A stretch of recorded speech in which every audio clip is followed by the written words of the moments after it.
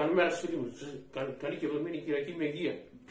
Πάμε να ακούσουμε τα ποντιακά τα κάνματα όπως τα λέγανε πάλι αδικοί μας. Μείνετε συντονισμένοι στο κανάλι μας, μετά τις γιορτές έρχεται η καινούρια μας και η πρώτη μας ζωντανή ηχογράφηση.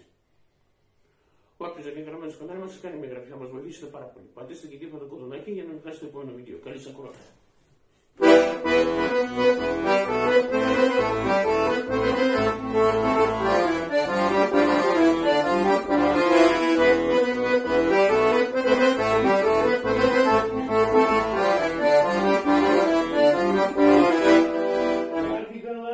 Αρχή του χρόνου και αρχή του χρόνου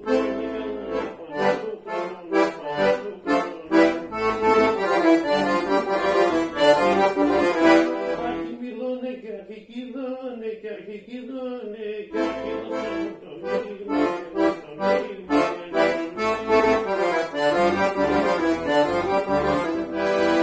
Μυριστένα ο κόσμον όλων για μυριστένα και σιγανένα και σιγανένα.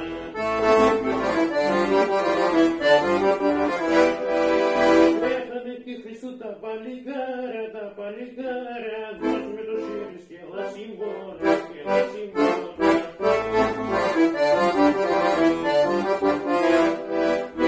Σοπα, ξέρα ξυλόπα και ξέρα μαύρα κοκκιμελόπα.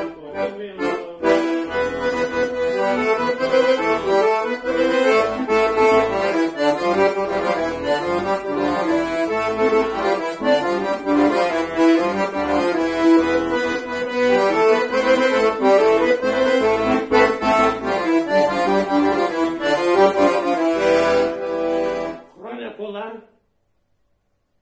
Με υγεία, αγάπη, ειρήνη, συνδοξία, υγεία σε όλο τον κόσμο, αγάπη σε όλο τον κόσμο.